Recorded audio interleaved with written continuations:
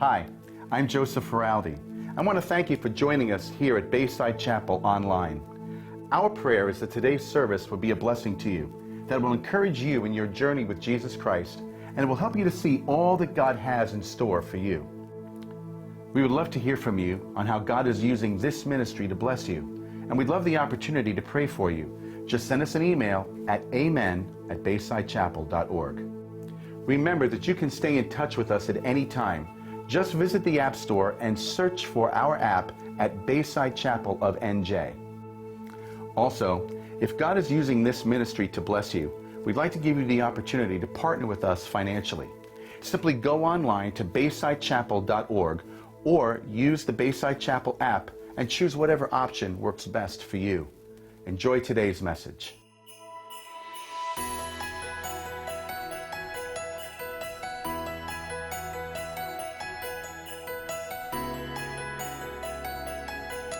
Well, about this time of year, every year, Diane and I like to go house hunting. Not that we're planning on moving to a new house, but rather we go hunting for houses with the most impressive displays of Christmas lights, typically in Ocean Acres, but sometimes we'll go other places too. Let me show you a few of the sites that we've picked out this year, some of the most impressive houses. The first one is on Nautilus Drive. Those of you who live in Ocean Acres will recognize it immediately. They do a really nice display every year, and this house across the street does one that's pretty impressive too. So you go down that road, you know which way to look. You know, it's kind of really bright in that part of the street. The next one is around the corner from me on Sextant. This is a cute little house that's all decorated out in colored lights, and they feature these huge blow-up lawn decorations. So you have your giant Santa Claus and your giant Frosty and your giant Christmas tree, and of course over there on the right you have your all-important Christmas dinosaur. But it is a very impressive lawn display they have. The next one is on Clearwater. This is a new one that we've discovered this year. They may have been doing this for years. We just came upon it for the first time. It's you go way down Nautilus and you take a left on Clearwater, and this family has quite an elaborate display. And if you roll down your window, you'll hear them playing Christmas music, and the lights will dance to the music. You know, it's all kind of timed, very cool. And if you look over there on the right, kind of just below the basketball hoop, you see a mailbox where kids can drop off letters to Santa Claus, and the people at this house actually send responses by mail to the kids who leave letters, which is kind of cool. The next one is on Mermaid, and so if you turn on to Mermaid off of Neptune, you'll see it way down the end of the block. It kind of glows off in the distance from blocks away because it's right where Mermaid bends, so you can kind of see it all the way up the road. And they have really quite a fantastic display of lights on the house and then all these other things in the yard. It is a very impressive sight indeed. But this one, next one, is my all-time favorite. It's on Breakers. It's just such a very tasteful display, and I can't imagine what kind of time it takes to wrap all those branches and all those lights. It's very intricate. They also play some music, so roll down your window as you're driving by because you'll hear nice Christmas music playing. I've kind of looked on this one. I can't find a Santa anywhere, but they have a beautiful manger display all lit up very prominently on the corner of their property there to the left. And I noticed this year that they have a travel trailer in their driveway. This might be something new, I don't know, but they've even got that trimmed in Christmas lights, which is pretty special. There's an RV, Clark. A beautiful, beautiful home decorated for Christmas. Anybody here want to admit that you go Christmas house hunting this time of year? Yeah, almost everybody will take a little ride through the neighborhoods looking at Christmas lights. If you're not hunting for Christmas lights, chances are you're hunting for something to make your season cozy and bright. Maybe it's the perfect gifts for your loved ones. Maybe it's that perfect cookie recipe. Maybe you're looking for that perfect Christmas romance. You've been watching a lot of Hallmark movies, and you're wondering when it's going to be your turn, right? Some of you are looking for that perfect Christmas family gathering. People are always looking for something this time of year, but the caution of today's message is to be sure to look for the right thing, or you may miss Christmas altogether. In the gospel accounts of Jesus' birth, it's the Magi who are the original Christmas house hunters, except that they searched not for homes decked out in lights, but rather they looked for the actual home where the Christ child lived. Their search would take them to two homes in particular in Matthew's Gospel, chapter 2. One home in Jerusalem and one home in Bethlehem.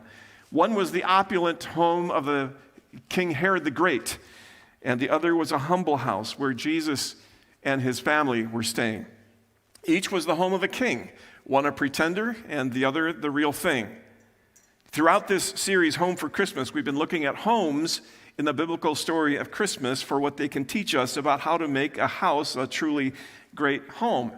And in this instance, the Magi's visits to these two homes presents us with a contrast. One home that has the appearance of greatness and the other with true greatness. One that is disturbed and the other full of joy. One that's coming apart at the seams and the other shines with the blessing of God. Our homes will resemble one or the other this Christmas. It all depends on who rules there. So let's pick up the story in Matthew chapter 2, beginning at verse 1, where it says, "After Jesus was born in Bethlehem in Judea, during the time of King Herod, Magi from the east came to Jerusalem and asked, 'Where is the one who has been born King of the Jews? We saw his star in the east and have come to worship him.'" These Magi are almost certainly members of a priestly political tribe from the Parthian Empire, modern-day Iraq. They are an ancient tribe that go back to about the 7th century BC, and the Magi were influential in that part of the world through 4 successive empires. Somehow they managed to rise to the top and be advisors to emperors through 4 different regimes. They were learned men. They were kind of a priestly tribe, sort of like the Levites were to Israel, in that they were sort of theologians and they kept the tenets of their religion, which was monotheistic, by the way. They worshipped only one God, as the Jews did. But the Magi were also known for, their astronomy and astrology, all of which were kind of mixed together in those days, in that the Magi believed that the movements of stars could portend great events, which explains their arrival in Jerusalem. They were known for their mastery of mathematics and history and agriculture and a number of other disciplines. And because they were so scholarly and learned, they're sometimes referred to as wise men, and that explains why they had so much influence through these successive empires. In the Parthian Empire, which was the empire that reigned in that part of the world during Jesus' day, they composed the ruling Senate. The ruling Senate of the Parthian Empire was composed entirely of Magi, and it was the Senate that had power to crown someone king. So they were the kingmakers in their society. Now, they also likely had an acquaintance with the Hebrew Scriptures, because remember, Daniel, in the book of Daniel, hung out with the Magi, with the wise men. In fact, Daniel once saved them from execution when King Nebuchadnezzar demanded that the wise men tell him the dream that he had and then interpret the dream.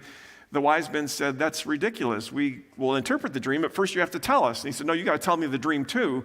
And he threatened to execute all the wise men of Babylon, which would have been the Magi. Daniel stepped up and said, "You know what? I can't give you the interpretation or tell you the dream, but my God can. Give me a few days to pray about this." And so he gathered his friends together. They prayed. God gave him the interpretation, and the Magi were spared. You think the Magi kind of had a fond spot in their hearts for Daniel? Well, it was probably because of their relationship with Daniel that they became acquainted with the Hebrew Scriptures, including Daniel's own prophecies.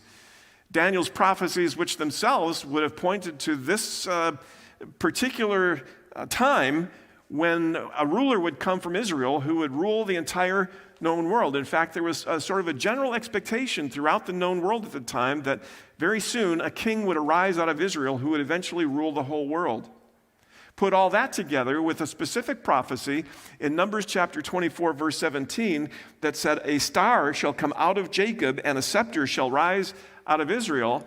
And on this one particular evening, when the Magi were gazing at the skies and they saw a new star, probably in the direction of Israel, they quickly concluded that this must be the announcement of the birth of that king. that this star has been put in the sky to tell us that the newborn King of the Jews has arrived. And so they pack up and they get their caravan ready, which likely would have taken some time to get all their provisions ready for the 900-mile trip, which would have taken them months and months to cross the Fertile Crescent and down through the Arabian desert all the way to Jerusalem. That's where you would go in search of a newborn King of the Jews, right? Notice that the text doesn't say that they followed the star through the desert. It says they saw his star when it rose, and then they went to Jerusalem. It appears in the text that the star actually goes away for a time, and they don't see it. But they saw the star, they took it as the announcement of the birth, they head for Jerusalem because that's the capital city, that's where you'd expect a newborn King of the Jews. And when they arrive in town, they're going around saying, "Where is the one born King of the Jews? For we saw his star when it arose, and we've come to worship him." Well, this immediately kicks off a furor because it says in verse 3 that when King Herod heard this, he was disturbed, and all Jerusalem with him. Now, you got to understand why King Herod was disturbed. At this particular moment, he was about 70 years old. He was probably within a year or two of his own death. But he was a paranoid maniac who had ruled Israel with an iron fist for 30 years, and he was desperate to hang on to his power at any cost. In fact, Herod had had run-ins with the Parthians before. So here come these Parthian magi, astrologer priests, kingmakers in their own country, inquiring, "Where's the one born King of the Jews? We've come to worship him." And Herod's going to take this as a threat, because Herod's own father was killed by the Parthians when the Parthians invaded Israel and took it over for a time. Israel is always kind of being flipped back and forth between the Parthians and the Romans. The Parthians in the east and the Romans on the west, and Israel is kind of this political football in the middle. Well, the Parthians invaded Israel, killed Herod's father. Herod himself fled to Rome, and the Caesar says to Herod, "Hey, you know what? Your father's gone. I'm going to make you the next king of the Jews. Congratulations. Now go conquer it back for us." Well, Caesar gave him a Roman legion, and Herod led a 3-year war, conquering Israel back from the Parthians. And the war ended with a 5-month siege, a brutal siege of Jerusalem, the capital city, for which the Jews never forgave Herod. On top of that, the Jews hated Herod because he wasn't a Jew at all. He'd been given the title King of the Jews, but he was an Idumean. He was from the line of Esau, an Edomite. And the Edomites had no goodwill at all toward Jews and vice versa. And so here the Jews are strapped with this non-Jewish king of the Jews who basically destroyed them and forced them to suffer a 5-month siege, in spite of the fact that Herod did many good things for the Jewish people during his reign, building the great temple in Jerusalem, for instance. The Jews never forgave Herod, first for the siege and then for not being Jewish.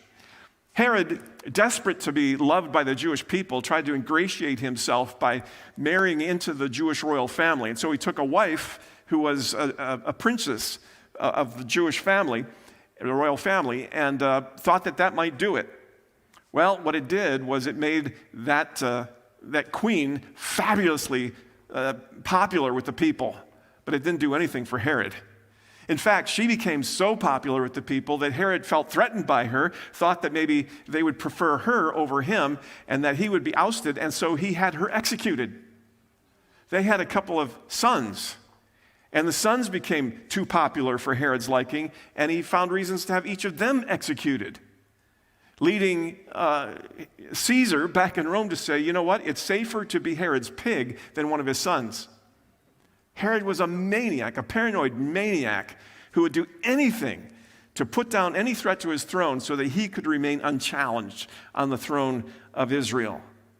So you can understand why it says that when these Parthian magi astrologer priests come rolling into Jerusalem saying, "Where is the one born King of the Jews?" In other words, where's the legitimate king? For we saw his star when it arose, and we've come to worship him.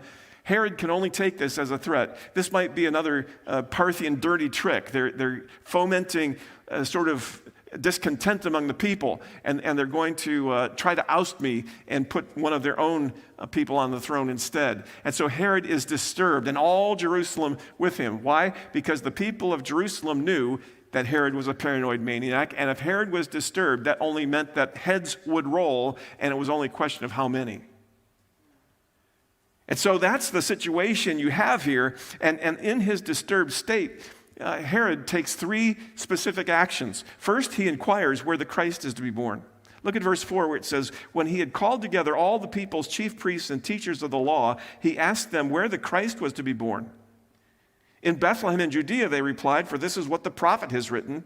And they quote right from Micah chapter 5 here. But you, Bethlehem, in the land of Judah, are by no means least among the rulers of Judah, for out of you will come a ruler who will be the shepherd of my people Israel. I find it interesting that the chief priests and teachers of the law, quote chapter and verse, and they apparently go back to their business, that they don't show any more curiosity about the arrival of the king of the Jews is really kind of odd. Here you've got Parthians who say, we saw his star. Where's the newborn king? You've got the king himself saying, hey, where's this king supposed to be born? And the chief priests and teachers of the law basically come in, give Herod the information, and then go right back to their own business without looking for the king themselves. Why? Well, it's very likely that they knew Herod's reputation. If they showed a little too much interest in the actual birth of the Messiah, Herod was going to turn on them next, and it would be their heads that would roll. And so Herod obtains the information he wants from the chief priests. He knows that the child is going to be born in Bethlehem.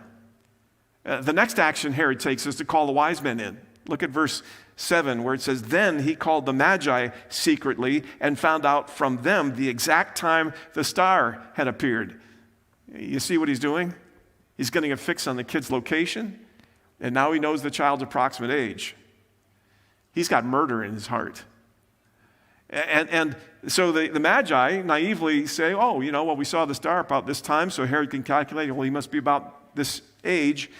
And then the third action that Herod takes is he actually sends the Magi to do his dirty work. Verse 8 says, he sent them to Bethlehem and said, go and make a careful search for the child. As soon as you find him, report back to me so that I too may go and worship him. Yeah, right.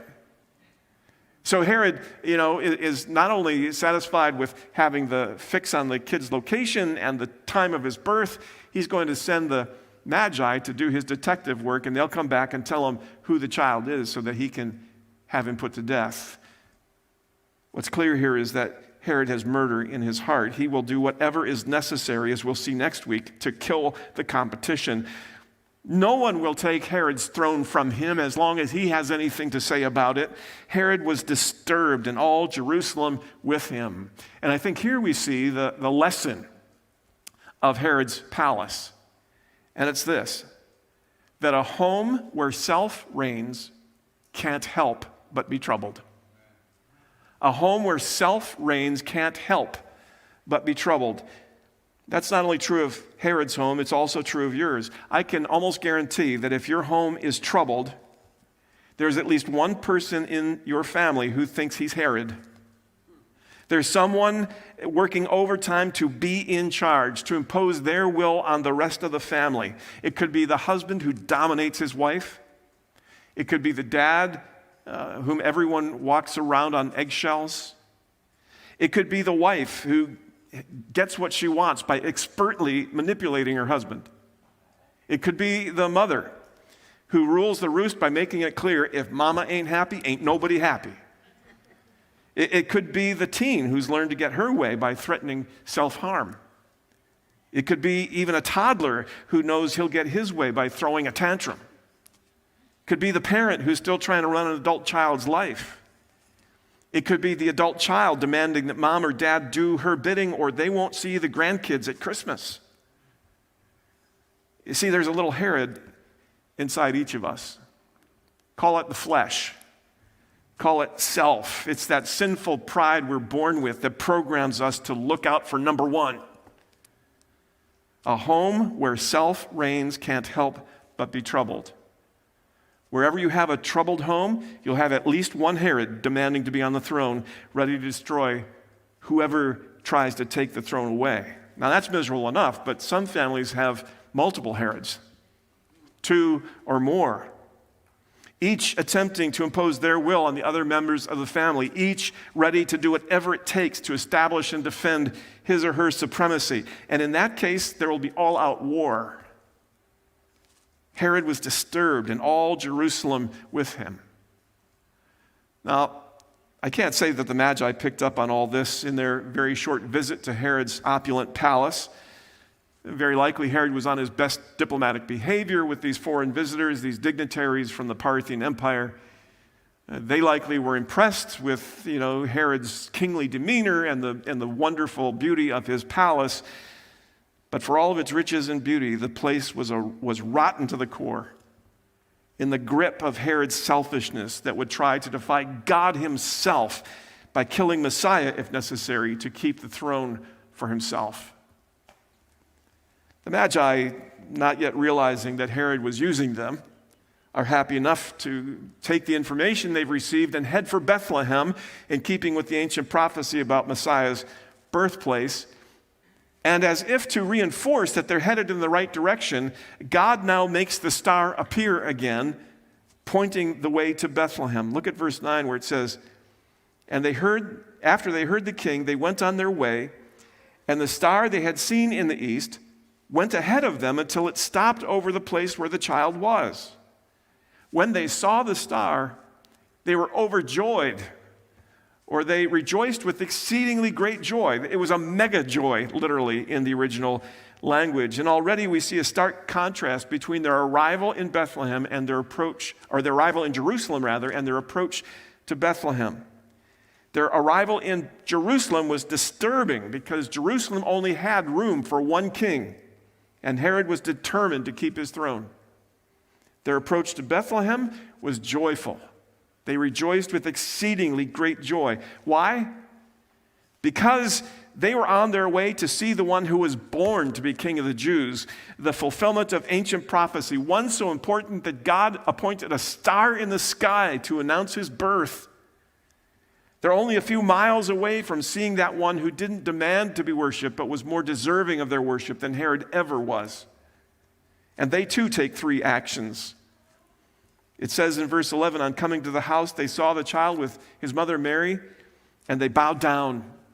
There's the first action they take. They bowed down. The word here literally means that they knelt down, or they lay prone before him. They lay on the ground with their faces to the ground before him, because the way you showed the greatness of another in that culture was to get as low in their presence as you could. There was nothing at all threatening about this child on Mary's lap, but there was something that told these Magi that the only appropriate posture they could take before him was to be on their faces in his presence. They bowed down. And then it says they worshiped him. There's their second action. They kissed toward him. That's what the word means. Because again, in pagan cultures, pagans would prostrate themselves before their idols and kiss the ground before their gods. This was a gesture of intense adoration. Not that they fully understood who this baby was.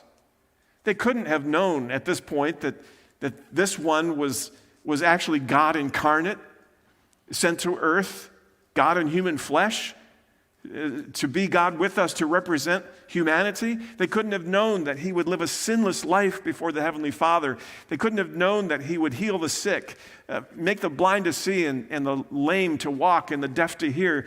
They couldn't have known that he would feed the masses in the wilderness. They couldn't have known that he would calm the storms on the sea or raise the dead. They couldn't have known that he would one day be nailed to a Roman cross, not for any crimes that he had committed, but for your sins and mine, the only adequate payment for the sins of all mankind. They couldn't have known that he'd be placed in a cold tomb, but on the third day raised to life, victor over sin and death. They couldn't have known all that on this occasion, but what they did know was that the birth of this child raised a star in the sky to announce the good news of his birth. And so they worshiped him and they bowed down, and then thirdly, they presented him with gifts of gold and of incense and myrrh. Because ancient Near Eastern protocol demanded that you never approach a king empty-handed. I mean, the Psalms even teach us, don't they? Bring an offering and come into his courts, it says to us. And so they're bringing their gifts to the king. They're bringing the best they have to offer, expensive gifts. And in the process, they become God's provision for Mary and Joseph and Jesus, who will soon have to flee to Egypt and get resettled in another country. And now they've got the resources to do that. What a different scene from Herod's palace. There they encountered a desperately jealous king, one wanting to be worshiped. They encountered a selfish man willing to do almost anything to stay in control, to stay on the throne, to stay in charge. That was a troubled household where not only was the main inhabitant disturbed, but the whole city was disturbed with him, because selfish people who clamor to have their own way have that effect on those around them, don't they? Not only are they disturbed, but everyone around them will live in dread of what will happen next. How different this humble home in Bethlehem, where wise men bow before the rightful king, where Jesus is worshiped and given his due, where Mary's lap becomes a throne. There's a serenity about it all, but also an unmistakable joy. And here's the lesson of the Bethlehem home. If the lesson of Herod's palace was that a home where self reigns can't help but be troubled, then the lesson of the home in Bethlehem is that a home where Jesus is worshiped will know great joy. A home where self reigns can't help but be disturbed, but a home where Jesus is worshiped will know great joy. Think of what a difference it could make in your family if all of the Herods in your house would resign their commissions and get down off the throne. Think of what a difference it would make if each member of the family would let Jesus take the throne and let him have his way. What if, instead of fighting for control, husbands genuinely loved their wives as Christ loved the church and gave himself for her? And wives respected their husbands. And parents didn't exasperate their children, but brought them up in the training and instruction of the Lord. And children obeyed their parents, and adult children honored their fathers and mothers. Imagine what would happen at home if we acted that way toward one another, not because the other members of the family always deserve it, but because that's what King Jesus wants from us. Imagine what it would be like if each and every member of the family knelt in worship before the Lord Jesus and let him reign unchallenged on the throne of their hearts. Imagine what a peaceful and joy-filled place your home would be if everyone bowed to Jesus as King.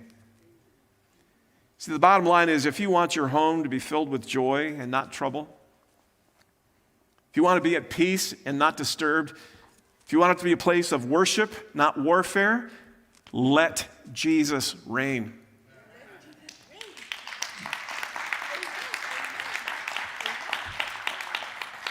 Climb down off the throne and let Jesus take his rightful place. Yield to his rule and stop demanding your own way. Quit adding to the disturbance and invite the Prince of Peace in. Stop looking out for number one and start serving the King of Kings. Let Jesus reign. And somebody says, well, what if I do that, but the other members, the other Herods in my household don't? What if I let Jesus reign, but other members of the family see an opportunity to take advantage of me? You know, I admit that that's a possibility. But remember, you're only responsible for your own responses. You can't make anyone else give up their thrones. You can only decide to let Jesus have yours. But when you do that, he, as your sovereign Lord, takes responsibility for your well-being. You no longer have to look out for number one because you have the King of the universe at work in all things for your good. Those other Herods will find, like King Herod the Great, that they're fighting a losing battle, trying to hang on to a throne that was never really theirs in the first place. And who knows but that your example of bowing the knee to Christ will lead them to do the same. So get down off your phony throne and let Jesus reign. You know, strangely enough, Christmas might be the time of year that we have the hardest time doing that. We load this season with such high expectations. We want everything to be just right. I heard somebody on the Today Show this Friday say, it's like we've got a 3-pound bag that we want to fill with 10 pounds of fun and activity and tradition, and then we wonder why the kids end up crying. Like Clark Griswold, we won't be happy until everything is in place for the perfect Griswold family Christmas. And this year, COVID is really messing with us, isn't it? We're bracing ourselves to be disappointed with Christmas this year because of all the things we can't do and all the people we can't be with. But I wonder if those feelings are a telltale sign that Herod is still on the throne, expecting that everything should be to our satisfaction. The question is, are you celebrating your Christmas or his? It may be that God is using this stripped-down COVID Christmas to teach us that it's always really been about him, not us. I love the story that Ava Gibson tells about how she was told, she actually was in very great pain, and the doctor told her that she needed emergency surgery just before Christmas. And she was resisting the idea of having surgery before Christmas, wondering if it would be put off, and the doctor said, no, it's got to happen now. But if we do it now, you might be able to be home in time for Christmas. That didn't sit so well with her because she had so much she still had to do. And she felt that if she couldn't do it, then there would be no Christmas, at least not one to her satisfaction. Baking had to be done. Presents needed to be purchased. The angel costume for her daughter's Christmas pageant still hadn't been sewn. The tree had to be put up and decorated with her perfect decorator ornaments, blue and silver balls that she would hang on the tree. She hadn't yet decorated the mantle with the beautiful red taper candles and the gilded pine cones that she would place on the mantle. It just wouldn't be Christmas without all those things. But it couldn't be helped, and she had her surgery. And in the days that followed, as she lay in the hospital recuperating, all she could think about was what she wasn't able to get done for Christmas. She would get occasional reports from her husband David and the 3 children about their feeble attempts to make ready for Christmas. And so she heard about their disastrous attempt at baking Christmas cookies, how the tree kept tipping over, how her favorite ornaments, those silver and blue balls, broke when the box got dropped, how her husband had wrapped little Penny in a white sheet and that had to make do for an angel costume. It made her sad that there would be no Christmas this year, at least not one up to her standards. And then she writes, my husband came in, he smiled and took my hand. I talked to the doctor, he said, you can come home Christmas Eve. A lump swelled in my throat. Christmas Eve. Apprehension tightened my smile. I felt tears beginning to form. But I haven't done anything, I whispered, almost choking. No candy, hardly any presents. Penny hurled herself onto my bed. It's really okay, Mother. We've done it all. On Christmas Eve at 6:30 in the evening, David rushed in, hair windblown, his tie twisted. It's been one thing after another, he said, but we'll get there on time. On time for what? I asked. He smiled and kissed me. On time for Christmas Eve with the kids. I thought about it the whole way home. How could we have a nice Christmas Eve without red tapers and gilded cones? I hadn't trimmed the tree with the silver and blue balls, and there were no Christmas sweets or presents. Honey, we're here, David said, jostling me. Every window in the house welcomed me. Christmas lights blinked. David opened the car door and took my hand. Together, we walked up the steps and into the house. I turned toward the tree, resplendent with paper chains, popcorn balls, and unmatched decorations. I looked at its top for the familiar haloed angel and saw a nail protruding crookedly in the ceiling with a string attached to the treetop. I gasped, not knowing whether to laugh or cry. Then I looked at the mantle. Hay spilled over its edges onto the floor, and a tiny doll with matted hair wrapped in a stained white dish towel peeked out at me. Oh, where were my perfectly matched red taper candles and my gilded cones? Then Penny tripped into the room, clad in a winding white sheet with a golden halo draped crookedly around her curls. Do you like the tree, Mother? We had such a terrible time making it stand up straight until Alan hammered in the nail and tied the top with a string. David led me to the couch. Let it be his Christmas, he whispered. His Christmas. Steve came in, softly strumming on a guitar. Why, Steve, I didn't know. I've been practicing, Mom, every day for Jesus' birthday and for you.